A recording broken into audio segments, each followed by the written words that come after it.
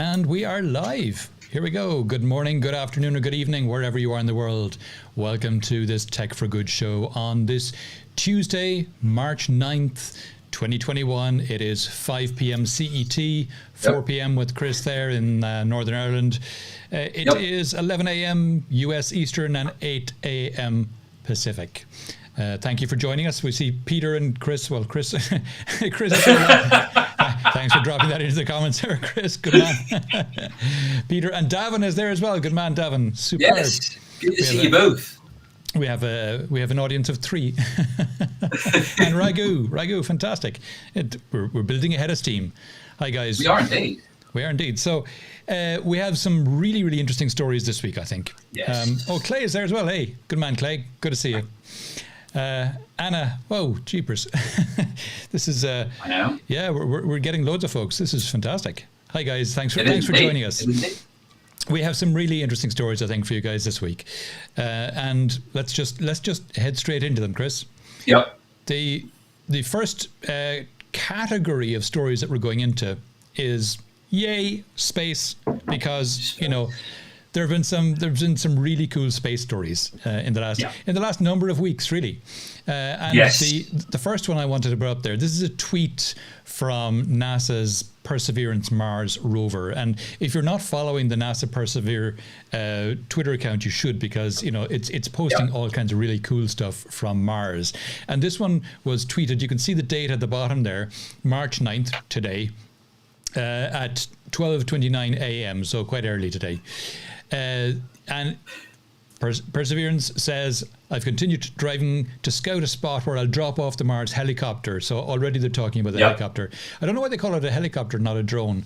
Anyway, that's technical stuff. If the area gets certified as a flight zone. So far about 230 feet, 70 meters of wheel tracks behind me. I mean, that's awesome. I know. And if you click into the photograph, I can't here because it's just a screenshot of it, but if you click into the photograph, you can actually get a good look at the wheels and the tracks, going back behind the Perseverance. It's really phenomenal that we've got this feed of data and photographs coming back from Mars. I mean, what an incredible achievement. Peter's mentioning, I did a podcast recently with Karin Bursaw from Supply Chain Now on their Tech Talk. On their Tech Talk podcast, and Peter just listened to it today, so a double dose of me.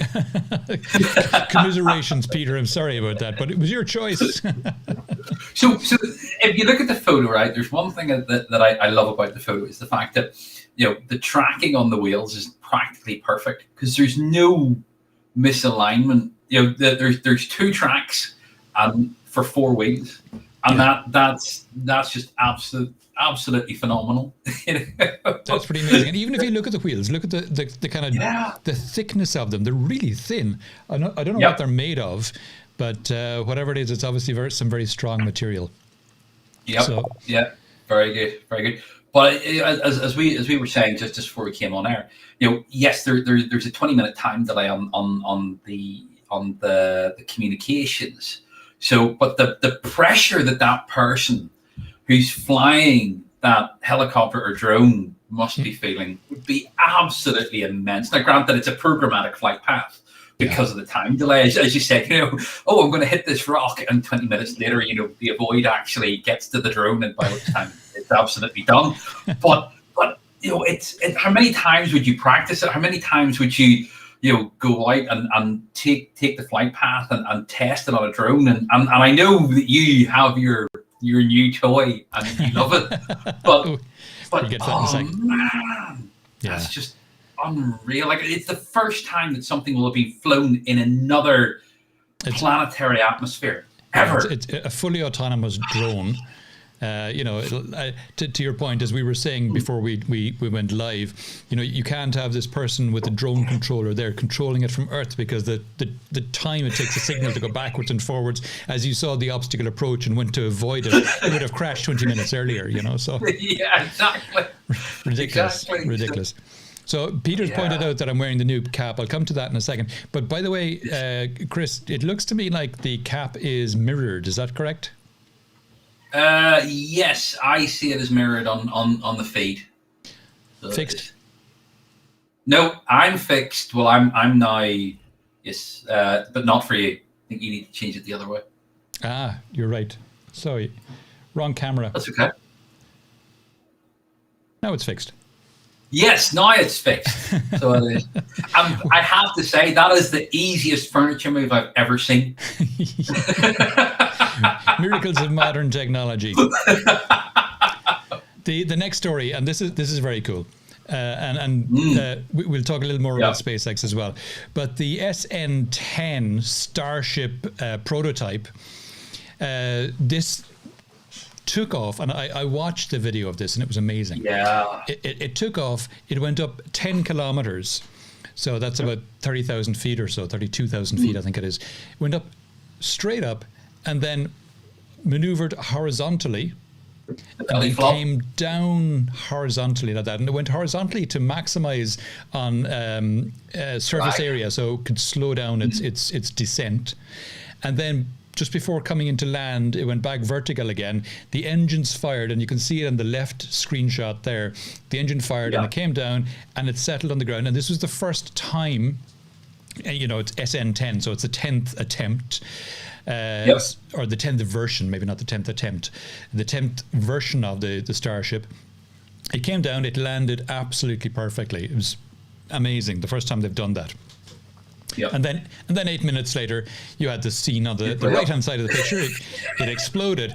And, you know, a lot of publications made a big deal of the explosion. And, you know, you can understand that. But some of them kind of used it to say it was a failure. But in fact, it was, to my mind, it was anything but, because they did a successful launch, flip, turn vertical, and landing, which they've never done before. So it was a huge advance. And sure, 8 minutes later, it blew up. But they will learn from the blow up, and SN11, which is already making its way to the launch pad. I saw a video of it heading to the launch pad earlier this morning. SN11 will probably do even better again. The idea of Starship is that it can take much larger payloads than the current Falcon 9 or Falcon Heavy that rockets it's are using. 110 tons. That's insane. That's 3 times the carrying capacity of the space shuttle, which I think was 29 tons, and the Saturn V, which was about 90. Yeah, it's absolutely insane. And so there's the Super Heavy underneath it, and then there's the Saturn V, or the Starship, and both are reusable. So there's but which one are they planning to catch?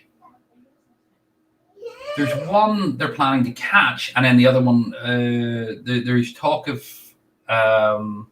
I'll need to have a look, but there's the descent engines on 8 and 9 are only one Raptor engine. On 10 they ignited all 3, and on 11 that will be they'll do better on 11. Yeah. So they will. Yeah. So we have someone joining us in the comments there whose name is just coming up as a LinkedIn user, and this happens sometimes when you have your privacy settings. So can you see there, Chris, who LinkedIn user is? You're logged in, aren't you? Yeah, but it hasn't come. The delay is still. It hasn't come through yet. So okay. It has. So Peter's telling us to be careful how we pronounce the word. I presume he's talking about the word Starship.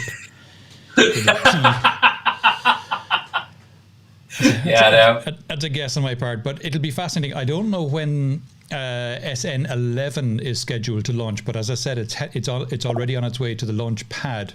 Oh, that's Raghu Ram. Super. Thank you, Peter. I don't know when SN11, but it must be pretty soon, and it's going to be fascinating to see what happens with that one. And then the third story in our space-themed, Falcon. Falcon he's talking about. How do we pronounce Falcon? Okay. Falcon. Oh, yeah, okay. Falcon. The third story is another SpaceX story. Yes. And so SpaceX launched another 60 Starlink satellites last week, and it talks about Starship moving closer as well. The link to Starship there is the fact that when the SN series gets to full launch capability, they'll be able to take 400 of the Starlink satellites and launch them in one go, as opposed to the 60 that they're getting on the Falcons now. So that's just mind-blowing stuff. And the next launch of Starlink satellites happens this evening, or probably this morning, European time. It's happening this evening, US time. It's happening late tonight, or it's scheduled for weather allowing. It's already on the pad, waiting to go. So the launch frequency of these things, they have over 1,000 Starlink satellites in orbit already, and they're adding, as you can see, 60 at a time now. Yeah. So it's pretty amazing. They want to get to 1,200, and when they get to 1,200, which is very soon, when they get to 1,200, they'll be able to, they say, cover the globe with internet coverage, which is pretty spectacular. I see Victor Martinez has joined us as well from Madrid, I assume, Victor. Hola, yes. ¿qué tal? So Starlink is one of those ones I'm conflicted by. Go on. And it's actually to do with the astronomical blocking out the images. Yeah, because it's not just optical; it's also radio as well. Okay, so it could be swamping out frequencies from that radio telescopes actually use as well. And it's one of those things that, as I said, I'm conflicted by, because, as you said, the global coverage itself is something that is going to be phenomenal. And the number of people that I see that have bought Starlink equipment. So, for example, Jeff Geerling, one of the guys I follow, he's a large Ansible and infrastructure as code influencer. There's somebody locally to me has actually got it. The guys on Linus Tech Tips and things like that. There's a whole load of people who have actually got this stuff, and it is absolutely phenomenal. Like, I mean, this is Apple quality capabilities and setup. Literally, you stick it in the ground, in the holder. You run a cable to the power over Ethernet, and then you run a cable into the house, and you bring the app up on the phone so that it knows its GPS coordinates, and then it tracks the satellites, and that's it. It's done.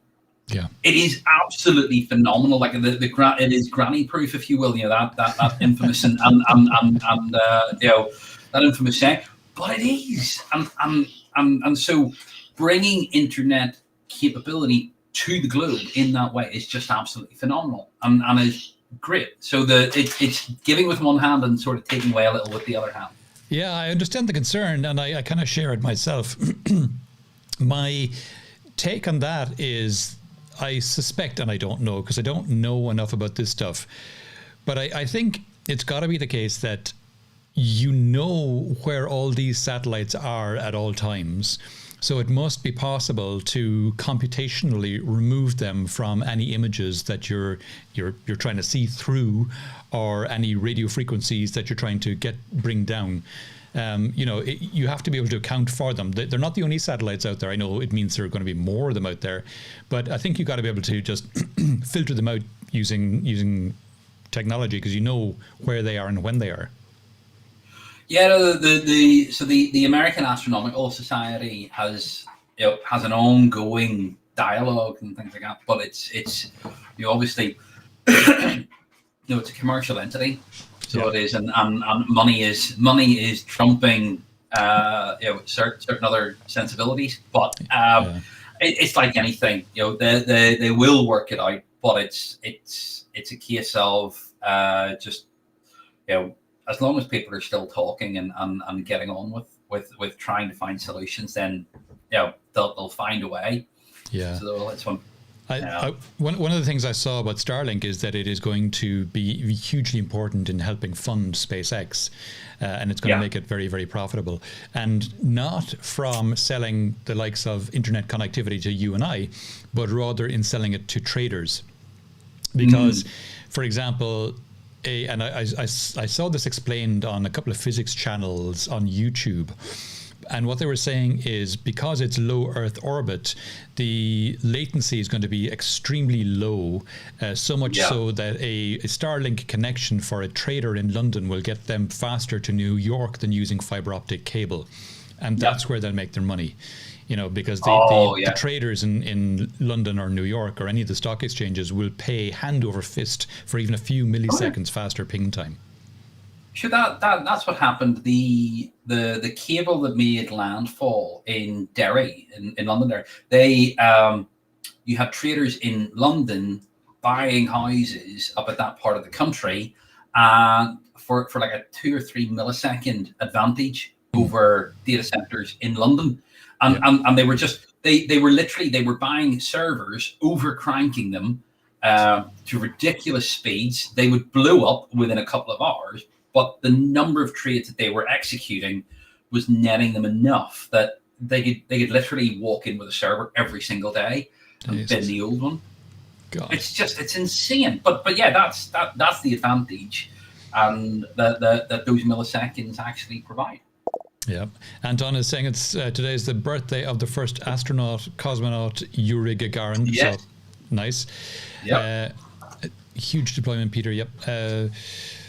Hola a todos to Victor. 12th of April, 60 years ago is the anniversary of the first flight to space. Nice. Good to know. Yes. And Victor saying, is that not the plot of a movie? Potentially. Yeah. Yes.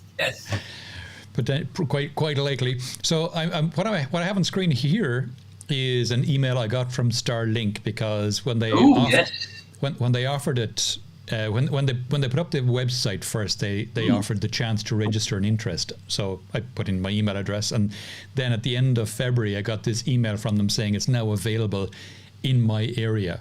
So now I can click on order now to order a Starlink satellite dish now, and I would get it.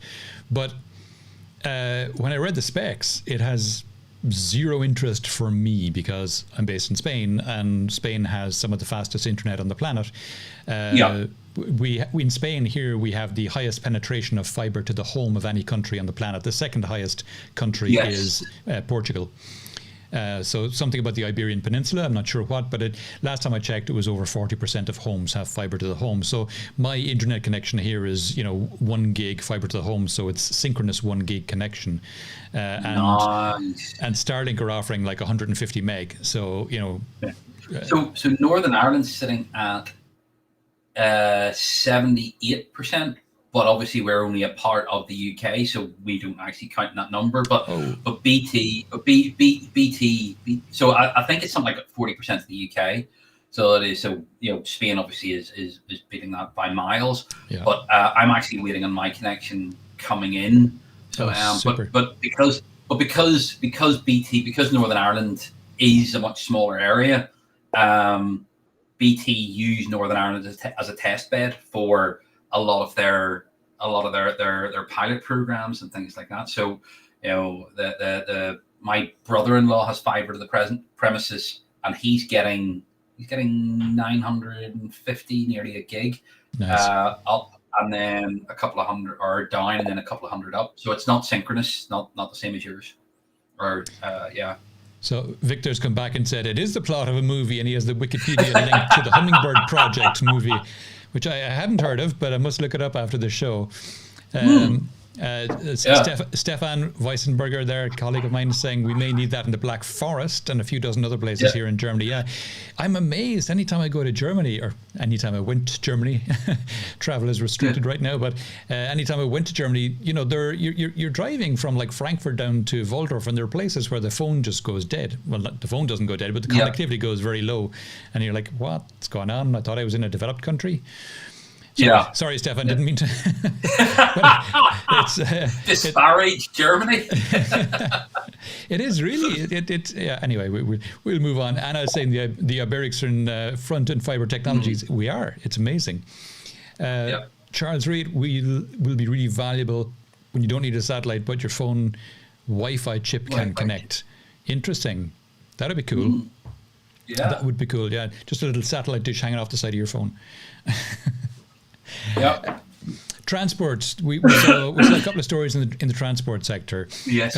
And the first one, sticking with SpaceX/Tesla. Tesla. I mean, we mentioned on the show last week that Tesla had bought a lithium refinery to get right down into the vertical integration, and now they've gone further again, and they're partnering with the nickel mine.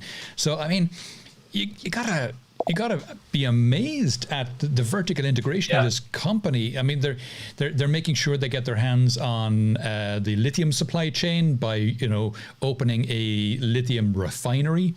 Now they're getting involved with the nickel mine. There is no other car company doing anything like that. It's no wonder they're so highly valued in the stock market. So, and I know we'll come on to this later on, but with Starlink, okay, and the over-the-air updates, at some point you're going to integrate your Tesla into the Starlink satellite network.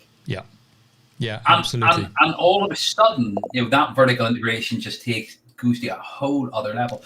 Now, I actually have two problems with this article. One is the fact they call New Caledonia a small Pacific island. Okay? It's bigger than Northern Ireland. It's bigger than Wales. Okay. It's bigger than Wales. Okay. So that's the first issue that I have with it. And then it's not an issue actually. One of the things I find really interesting is actually the fact that it's a French overseas territory, and the fact that they were literally just going to sell this mine from underneath the landowners. That's right. And everybody sort of went, hold on a second, that's not happening. And everybody just went on strike. And they did actually, they came to a settlement. I'm not going to say equitable or anything like that, but they did actually come up with a settlement. But yeah, it is hugely interesting just to see how much of a stranglehold they're putting on their supply chain, as in not stranglehold in terms of actually owning it end to end and understanding how it actually affects their everything to do with them. Because when you start to look at this thing, one of the other things that I saw on the BBC was the fact that the world has a massive semiconductor shortage. Yep, true. And the problem with it is that semiconductor shortage isn't a short-term thing. That's actually something that's going to last for years because of the barriers to entry of actually creating fabs to meet the demand. To meet the demand. Because let's face it, we're not requiring less silicon, so there isn't. Yeah. There is no. With everything requiring chips, cars even more so now. Yeah, it's only going to increase. Yeah. Yeah. So Charles is saying just drive faster. That's in relation to the the mobile zones. Trying to keep up with the satellites as they're going along. Yeah. You see, you need a fast EV for that. Stephen's saying we call it Neuland. Okay. Yeah. Don't quite get that, but Peter's. We have that not far from where I live. Head down the farmland road and calls drop all the time. Okay, yeah. The shortage of nickel, Stefan's saying he wasn't aware of the shortage of nickel. The shortage of nickel is, I think, a short-term thing. It's just one of these things where there's an increase in demand, and then it takes a while for production to ramp up to meet the demand. You need to bring more mines online or increase the size of the mines, and then it reaches a kind of a parity again. And that's a typical thing. It happened with lithium about 5 years ago, and for similar reasons, and that it's that way with nickel now. There isn't a global shortage of nickel long term. It's one of the more abundant elements on the planet. Anna's saying smart move to get that to ensure to have raw materials. Yeah, absolutely. Yeah. Anton is saying we'd be surprised with Tesla and Starlink. It's vertical integration and model of data as well. Yeah, and to Chris's point as well. It's highly likely that you'd be using Starlink in your car. They'll figure out a way to have the cars connected to Starlink directly rather than having to go through telcos, because they have to pay telcos a lot of money at the moment to have the cars connected. Yep. And then the telemetry data, then actually Tesla will have and will probably own all the telemetry data for anything that your Tesla actually creates. Now that's a data set that would become highly valuable. Yeah, and that's why a lot of the car manufacturers are now contemplating the move away from selling cars to transport as a service, because when they sell cars, they sell them through dealerships. So it's the dealers who have relationships with the car drivers, and it's the drivers who own the vehicles. The manufacturers have no relationship with the car drivers. So if they instead go to the rental option where they rent the cars rather than selling them, suddenly the manufacturer maintains ownership of the vehicle, and therefore the manufacturer maintains ownership of the data. And to your point, it's the data now is becoming more and more valuable. Yeah, exactly. Dennis is watching us. Hey, Dennis. Yes, hello, Mr. Harlan. And Anton's back saying the cars will be mining crypto as well. You know, with the amount of compute power that's in those cars, I would not be surprised. On the other hand, with the amount of energy it takes to mine crypto these days, you wouldn't. That would drain your range. You know, suddenly you'd be going 10 kilometers rather than 100 or 500. Exactly. Okay. Yep, Stefan saying prices of nickel going up will eventually come down again. Exactly, yeah. Yep, to that point. Next story, Volkswagen announces over-the-air updates for ID3 and ID4 and promises new software releases every 3 months. That's ambitious. Yeah, it is. I mean, on the one hand, this is a non-story because over-the-air updates in cars have been around for years, but only from Tesla. They're the only company that are doing it at the moment. Some other companies offer it for like the infotainment system and things like that. But with the ID3 and ID4, this is going to be over-the-air updates for the entire drive system the same way that Tesla does. And with that in mind, this is a big story because this would be the second car manufacturer doing this. They can't do it with a lot of the ID3s and the ID4s that have shipped to date because they need to update the software in them manually. And I've actually gone through this process. I own a Nissan Leaf, and I got a phone call from Nissan a couple of weeks ago saying your car is due a software update. When are you free to bring it in, and we'll update it? The process will take about an hour. And, you know, you're thinking to yourself, guys, over-the-air updates, this has been around for, you know, a long time, but no, Nissan haven't got there yet. But now VW are getting there with the ID3 and ID4, and every new ID3 and ID4 manufactured since, I think it's calendar week 8, so mid-February. Yeah, it is. Will be able to do over-the-air updates straight from the dealer. So as soon as you pick it up, if it was manufactured after calendar week 8, then it's good to go straight away. So, I mean, it's huge. And as you say, a new software release every 3 months. It'll be fascinating to see what they add to it. I know with the likes of Tesla, some of the updates were things like fixing issues with brakes and things like that to make them more responsive. But some of them were paid updates as well. And that's interesting. That is fascinating. Because it means Tesla are looking at the car, you know, the same way that Apple looked at the phone. You know, they see it as a hardware platform on which to sell software. And I think that's another big future of automotive.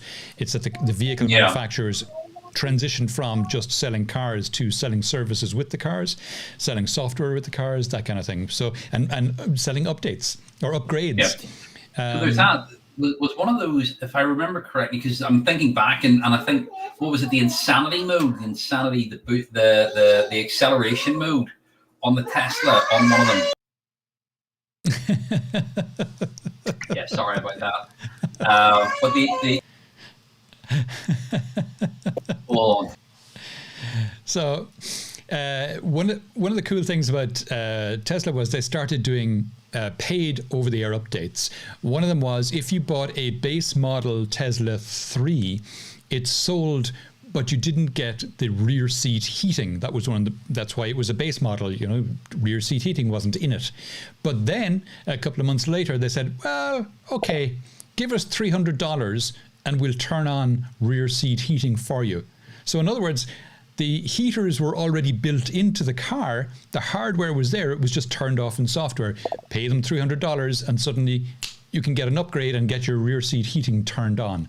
And of course, that makes it easier for Tesla. There's less SKUs for Tesla on the manufacturing side, so it makes the manufacturing easier, and it allows them to get more value from the vehicle they've already sold. Yeah. It reminds me of do you remember the MSDN CDs you used to get from Microsoft? Yeah. Right? Yeah. And literally they shipped you a box with every language, the CDs in every language, because it was cheaper for them to ship you that than to pay somebody to say, Tom's going to get all the Spanish CDs and Chris is going to get all the English CDs, right? And that it was just that was the way that they did it. And this is exactly the same as you say. The manufacturing process would Simplify. would be simplified. Yes, Dennis, no rear seat heating. I know. Terrible, isn't it? I know. But for €300 or $300, Dennis, you can get it turned on. Yeah. Not a problem.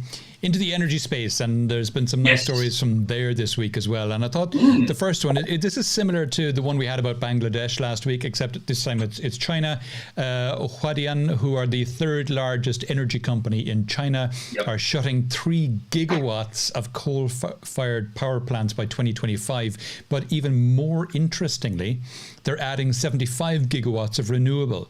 So not only are they shutting down, so just again for context, a gigawatt is the roughly the output of a nuclear power plant. So they're shutting down roughly 3 gigawatts, roughly 3 nuclear power plants worth of coal plants, and then they're bringing on market 75 gigawatts of renewables between now and 2025.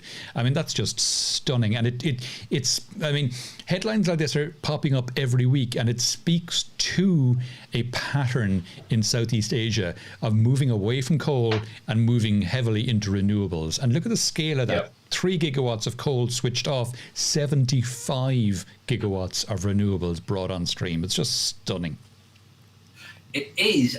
So there's a couple of things in this that I find interesting is the fact that, I actually did a calculation of what China's total generation capacity is.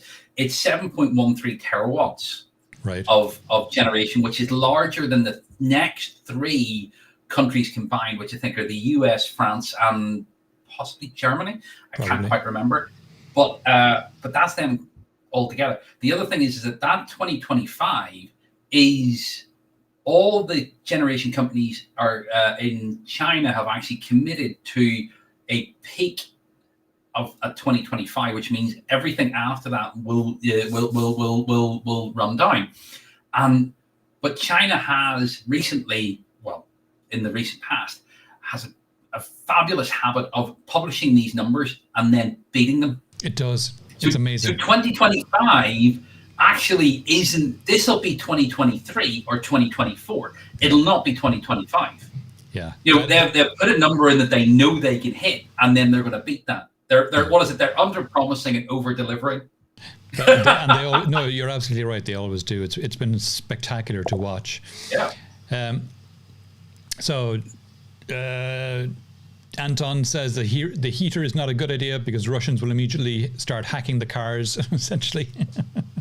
Well, yeah, there is that. There is that. China too. I mean, in faerness, the Russian and the Chinese hackers have been having a field day recently. The recent North Microsoft, Korea.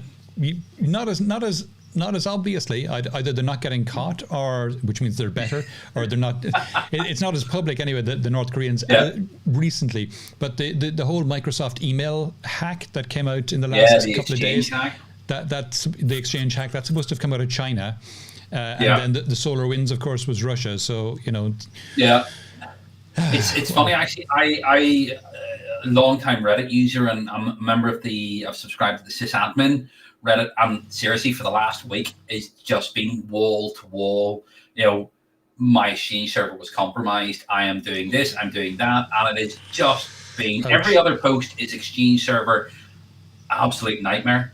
It's phenomenal. Brutal. So it is. It has been brutal. Absolutely brutal. Dennis is saying there he doesn't own a car, so his ass is always cold. Sorry to hear that, Dennis. Hacking a rear seat with possible reasons for that. I can recommend a good hot water bottle, Dennis. Do you know what? I don't use hot water bottles anymore. I use those microwave oat things. And they're fabulous. They're lovely. It's so much safer. Well, it's so much safer with the kids. So it is, because there's nothing. It's warming up and it works really well, and it doesn't get too hot. So Absolutely brilliant. Yeah. I think, Dennis, what Anton's point was hacking into the car in general, not specifically the rear seat. The next story that we came across in energy is about how Kenya is harnessing geothermal. Yes. Kenya is now at, I think if I remember correctly from the article, 38% of its energy coming from geothermal, which is the highest amount of any country in the world. And it's bringing online more all the time. And of course, geothermal is phenomenal because it's low carbon and it's base load. It's not zero carbon. I mean, obviously, first of all, you have carbon going into the manufacture of the equipment, but also it does release some underground carbon as well. So I think they said it's at about 2 to 4% carbon, but it's very low carbon. It's much lower than almost any other source apart from wind and solar. So it's a phenomenal form of energy. They've got the Rift Valley, of course, there in Kenya, which is where they're getting a lot of it because it's volcanically active. But of course, geothermal can be, gotten from almost anywhere. You just have to dig deeper in some places than others. So it is a technology which hasn't been exploited as much as it could be, you have to think. Go on. I was going to say they did tests here in Northern Ireland actually for its viability, and it's potentially quite viable here. A lot of hot water in Northern Ireland, all right. But no, there's a lot of hot air, not necessarily hot water, but a lot of hot air. Political hot water. Yes, but the thing I find interesting about this is because when I read through this, that 38%, a greater proportion than any other nation, I thought, really? What about Iceland? And it's fascinating because Iceland only get 28% of their generation from geothermal. The rest, so much of it is actually hydro. Yeah. And I find that absolutely mind-blowing. And then the other thing is, the reason why the Rift Valley is so tectonically active, because, so many people do not understand either the geology or actually the geography of Africa.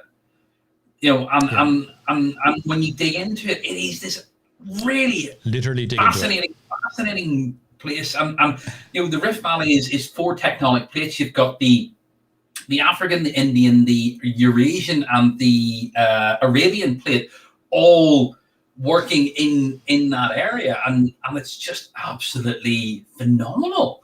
Of course, so it is. And it's a nice clean source of energy, which if you exploit it properly, you can start exporting it to all your neighbours. Exactly. It was just this is one of those things that could quite easily take me down an internet rabbit hole. Really, this is one of those articles that I absolutely love, because you sit and you go, really? Oh, I need to look at that, and then you start into something else, and an hour later, you're much better educated, I have to say. Yeah, no, it was great. I loved it. Yeah. Anton is saying there, Putin's going to try and barbecue someone in the front seat, so hence the hacking the car. Yes, quite possibly. Yeah. And Davin's joking with Dennis about the back seat and having your kids there, turning your kids against you. I think in Dennis's case, it could be grandkids and great-grandkids, Dennis, am I right? Yeah, exactly. And geothermal is big in Fargo, really? Wow, okay. Really? I hadn't known that, but I'll take your word on it, Dennis. No. There you go. So something else to look at now. Not just movies, there you go, yeah. And Anton, do you know a quarter in Paris has geothermal heating? Okay, I didn't know that. So that's cool. Whole Valley in Turkey grows strawberry on geothermal. Whoa. Anton's a great source of knowledge on geothermal. Thank you, Anton, for that. Spectacular. That's very cool. And Tata, interesting, another one. Tata Power, who are based out of India, they're one of the larger, in fact, I think they're the largest independent power company in India. They're a big customer of ours, and I've spoken to their leadership team a couple of times. But they're now using a blockchain-enabled solar trading for Delhi customers. So this is very cool. It's not just their own solar farms, but also the solar plants of their customers as well. And they're allowing them to do peer-to-peer trading of the energy generated by the solar panels, and they're allowing things like they're allowing them to sell them to things like car chargers, for example. So if you pull up in an EV, you can choose to purchase from the local solar panels, and the whole thing is certified using what's the name of the Australian company who do the blockchain for this? I think it's Power something. It's Power Ledger. Power Ledger. Power Ledger. That's it. That makes sense. Of course, it's Power Ledger. Well done, Tom. And they have their cryptocurrency, which is Power something as well. I thought that was a really cool one. There's been the promise of doing renewable energy using blockchain peer-to-peer trading for a long time. There's been a couple of proofs of concept. This is one of the first times I've seen it being rolled out commercially, which is really cool. It is interesting because so as we've gone further and further and further down, and blockchain has entered industries at various different points, one of the things that seems to be coming out is actually the speed of the transactions on the blockchain itself and the compute power that actually needs to put an entry into the blockchain. And when you get to stuff like this, it's interesting because this is real edge computing. So working with a blockchain in edge computing has specific challenges, and it's interesting, and I really, really, really want to see it succeed well, because there have been so many promises that just haven't actually been kept or not attained the level that everybody thought they would. So I really want this one to succeed, because then that'll kickstart so many other things as well. Very cool. And again, Tata own Tetley Tea, according to Dennis, and Microsoft apparently have a place in Fargo. Simon saying, if I see another image of a business owner pointing a finger at a glass screen with writing on it. Fair point. Yeah. Fair point. Sorry about that, Simon. I didn't choose the image, but there you go. And Anton's telling us that somewhere near Izmir in Turkey is producing over 2 gigawatts a year geothermal power generation. 2 gigawatts. I wonder what that is in gigawatt hours, actual, because it would have to be gigawatt hours to measure it properly. But anyway, divide 2,000 by 365. We'll. No, I'm not doing that in my head. But 60 megawatts is probably the output of it. But still, it's pretty significant. Yeah. Someone mentioned the B word. Okay. I know. Okay, we're into the miscellaneous stories. So we're coming into the final stretch. So Isle of Wight drone NHS supply trials resume. Now, this is the weirdest looking drone I've seen in a long time, I gotta say. I can understand it. It's got front-facing propellers, it's got fixed wings, and of course that's great, because when you have drones where the propellers are pointing downwards, that means the horizontal speed isn't maximized. It's pushing down. It's not pushing behind. And there are some drones where the propellers are facing down, but then they can turn through 90 degrees to push back to give forward thrust, which is cool.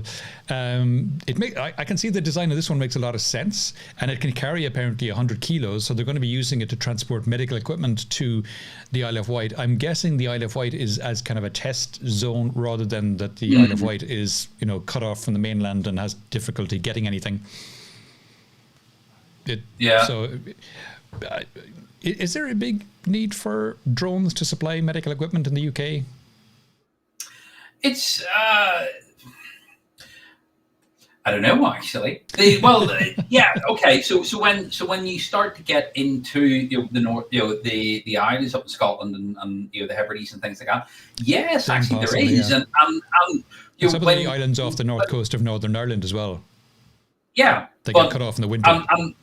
And when you look at this, it's done with the University of Southampton, so of course they're what's their closest island? It's going to be the Isle of Wight. True. But ultimately, you could have more frequent flights with a UAV than you could with a helicopter or anything like that. So this again is the smaller but more of them, which means that if something doesn't happen, then the knock-on effect is actually smaller. So rather than if you yes, I can carry 100 kilos, okay, but if you did 10 flights at 100 kilos, there's a ton. So rather than one flight of a ton every day, there's a ton of stuff that doesn't move because of weather conditions or something like that, and that that has that has a smaller knock-on effect. So yeah, no, I get it, and I actually think it's really cool. This is one of those things that UAVs is absolutely perfect for. Yeah. So it's absolutely perfect for. So speaking of drones and UAVs, yes, I got a new toy. Yeah. Here she is. This is the one we talked about last week. I think the week before. I think you were angling. It was just last week. This is the DJI FPV, yeah. And when you look at it in profile, it actually flies like this. Yes, so it's not like that. It flies like that, where the props are giving forward propulsion, so it can go really, really fast. It can go up to about 140 kilometers an hour when you have when you can have it in manual mode. Yeah. It's 80 miles an hour. Was that 80 it's or 90 pretty miles amazing. an hour? But sorry, in miles an hour, it's about 80 something miles an hour. And it's called the DJI FPV for first person view because it comes with this headset or mask that you put on like that. And of course, you've got the 4 antennae coming out of it like that. So it's a full AR experience. The camera at the front of the drone, it's a little tricky to see, but it's hard to see. But the camera is. Yes, you can see it there. In there, there, and maybe a little there. That's it now. That's the camera. Yes. It's got a 150 degree field of view. Nice. And is it flat or fisheye? It's fisheye. Is it flat? It's fisheye. Right. So 150 degrees, and it's 4K at 60 frames per second. So I'd like to think so. Yeah. It's pretty stunning. Anyway, sorry. So in terms of the control surfaces, is it still a handheld control? It's not like a gesture control based on the positioning of your head. This is the controller. Nice. Standard kind of game controller. Now, as well as that, you have the option to buy a controller that looks like a joystick. It's a little handheld joystick with a trigger on it. So the trigger is for speed, and then gestures like forward and backward, left and right, make it go up and down and left and right. So love that. Haven't got that, but have got the regular one. Anyway, we digress. Sorry. Yeah, but I don't blame you for that. But that plus this story, yes. We talked about it before we came on. AR, VR, MR are all starting to make it into the mainstream now. This Apple apparently are going to start launching their MR headset, and this is a rendering of it that leaked. So MR is mixed reality. That's the mixed reality. Yeah. Yep. And that's supposed to come next year. And then they're supposed to have AR glasses or MR glasses. So just glasses that go on your face coming by 2025, and then contact lenses by 2030. Now, the contact lenses one we can discount for the moment because that's in the realm of science fiction still. There's nothing next nigh or near it. But they already have prototypes of the headset. It's at I think, if I remember correctly in the article, 200 to 300 grams weight, and they want to get it down to 100 to 200 grams weight before they release it next year. So that's quite light. That is quite light. So that remains to be seen. But it does speak, I think, to a huge shift to MR, AR, and VR that's coming. And to that point, same thing, same kind of genre. We've got Microsoft Mesh, which is supposed to be kind of Microsoft Teams on steroids, but you know, an AR version of Microsoft Teams, where you put on the HoloLens, which is kind of your MR glasses, and you start interacting with people as they're holo projected into the room beside you. Initially, it'll be via avatars, but eventually it'll be kind of a whole body experience. So, you know, that should, hopefully we'll be traveling before that becomes I wouldn't mind at all.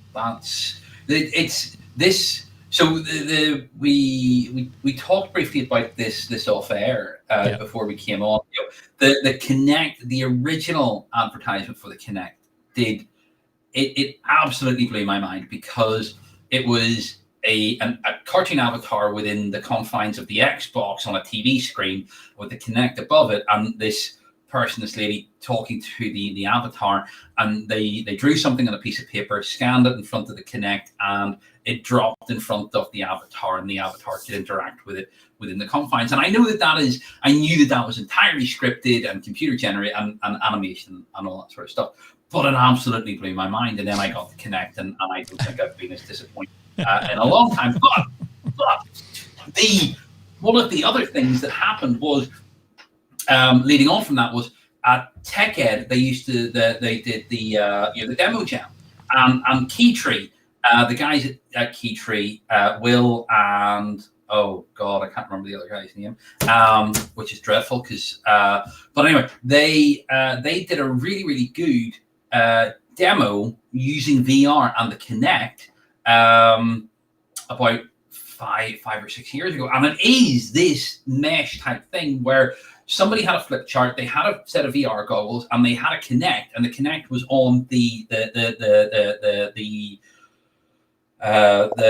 flip board, and it was actually turning what was in the flip board into an actual 3D render of a bar chart, and they could interact with it in that 3D space, and it was absolutely phenomenal. Like, this thing really, really did blow my mind. But this again is the next evolution, and it is just phenomenal. Like, it is. I would love to have things like this. I really, really would. The hardware still has a bit of way to go to make it a reality, but you know, it's not that far off. It's not that far off. You know, we are getting there. So Anton is again talking about the NFTs and the fact that the Jack's first tweet went on to was sold or was put up for sale using NFTs, which, you know, non-fungible tokens. It's again, it's non-fungible tokens. Yes. It's I guess that's a coming thing as well, and I can see a lot of uses for it in things like the art space, music, particularly for music sales. Hence, probably why Square got together with Tidal during the week. You know, there's a big thing there because, again, Jack is involved in that, and for example, because you can use Ethereum to do these kind of things, you can create contracts. So if you're an artist, if you're a musician, you can sell a song, and built into the contract at the sale of the song, you can say, I get X% of any sales or streaming of this song in perpetuity. And that X can be 5% or 10% or whatever. You set the percentage. And, you know, if you sell the song to someone and they sell it on to someone else, they sell it on to someone else and they sell it, you still get a percentage each time. And that percentage is set in the contract and transparent for everyone to see, you know, so that's amazing for artists, you know, because, you know, you can set that percentage really low, and, you know, and if you get a big sale, you get a nice income stream for life from it. So it's very cool. It's interesting to see how those blockchain and crypto, the different industries are actually standardizing or picking their bets on which technology they actually want to work with. So you know, you have Bitcoin for financial trading, and then you have Ethereum for other things, and then you've got Dogecoin for something else, and you see, you know, there isn't one crypto coin to rule them all. They all have their own pluses and minuses based upon the code base that they're actually working with. Like the power ledger that Tata are using in India for selling solar, And Simon is saying, back to the VR stuff, Simon is saying the company he was in discussion with recently are planning on doing a supply chain upgrade at their manufacturing sites. And later this year, the first site evaluations will be done entirely remotely, where local staff will do a tour using VR. That's spectacular. Nice. Very spectacular. Okay, we are coming towards the end of the live stream with 4 minutes to go, so we're bang on time. We're getting good at this, Chris. Absolutely. We are indeed. We're getting better at this. The last thing I wanted to mention is the new SAP Women in Supply Chain live stream. It's happening this week on March 11th, so 2 days' time, this coming Thursday. You can see the time there. It's at 8 a.m. PST, 5 p.m. CET. So the same time as this live stream here, but on Thursday. The very first one will be Mindy Davis, that's the blonde lady on the right, hosting the live stream, and her guest on the live stream will be Paige Cox, who's SVP and heading up business networks within SAP. And this one is on Unified Business Network, greater than the sum of its parts. So talking business networks. So if you're interested in business networks, if you're interested in women in supply chain, any of these kind of topics, do check it out. As I say, it is this coming Thursday, March 11th at 8 a.m. PST, 5 p.m. CET. Nice. And with that, Chris, any closing remarks, comments? No, thoroughly enjoyable as always, Tom. Some good stories and some, there are lots of things to be positive about. Lots of things. There are indeed. There are. Absolutely. That's why I like doing this show, because, I'm always finding good news stories, and there's a lot of bad news out there. There really is. And it can be depressing. So it's nice to get good news from time to time. Anton is saying, thanks. Nice to see you. You too, Anton. Thank you for joining us. And thanks, everyone, for joining us today. It's been a spectacular show. As always, thanks to your comments and questions and the whole thing. So I'm blown away by your constant interest and joining us in the show. And with that, I shall turn off the live stream and catch you all same bat time, same bat channel